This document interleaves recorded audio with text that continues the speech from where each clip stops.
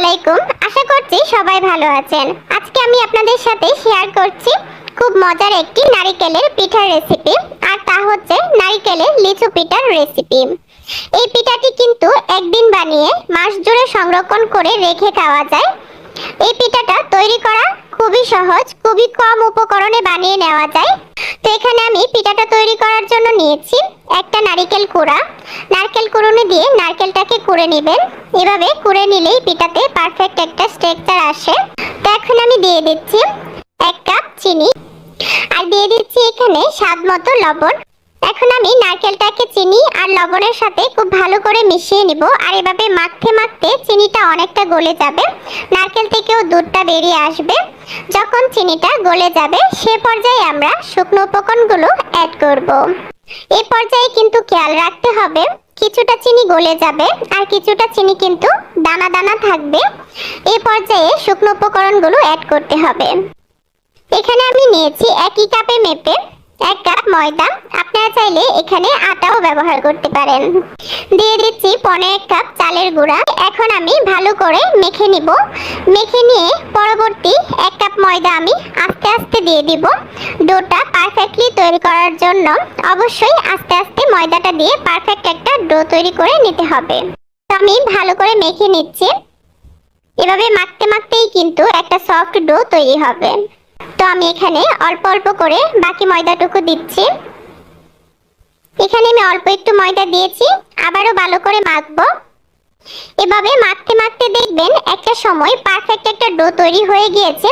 খুব বেশি শক্ত না, আবার খুব নরমও না, এরকম একটা ডো তৈরি হলেই হবে। তো আমার মনে হচ্ছে এখানে আরো একটু ময়দা লাগবে, আমি আরো একটু ময়দা দিব। এভাবে আমি সবটা ময়দা দিয়ে ডোটাকে তৈরি করে নিয়েছি। এখানে আমার একটা নারকেলে 2 কাপ ময়দা লেগেছে আর 1.5 কাপ চালের গুঁড়া লেগেছে।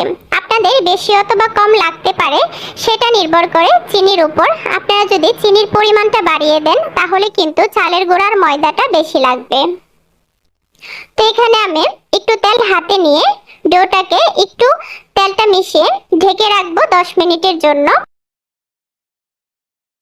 তো এখন আমি পিঠার শেপগুলো দেখিয়ে দিচ্ছি। এভাবে হাতে ঘুরিয়ে একটা বলাকৃতির বানিয়ে নিয়েছি লম্বাটে করে।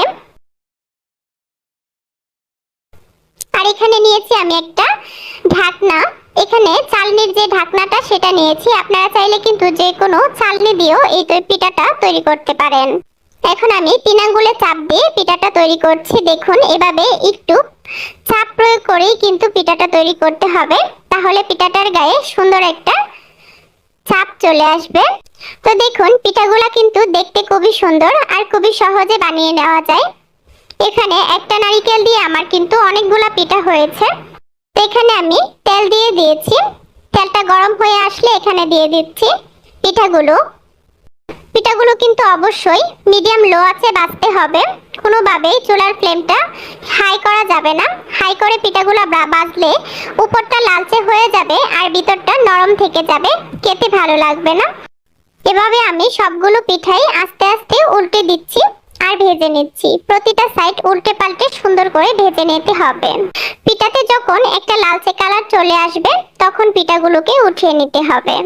তো এখানে আমি যে পিঠাগুলো হয়ে গিয়েছে সেগুলো দেখে দেখে উঠিয়ে নিচ্ছি। দেখুন এরকম একটা লালচে কালার চলে আসলেই উঠিয়ে নিতে হবে। তো দেখতে পাচ্ছেন পিঠাগুলো কিন্তু দেখতে খুবই সুন্দর লাগে, তাছাড়া খেতে কিন্তু দারুণ মজার হয়। আমি আশা করব অবশ্যই বানিয়ে খাবেন। আর আমার সম্পূর্ণ ভিডিওটা দেখার জন্য ধন্যবাদ।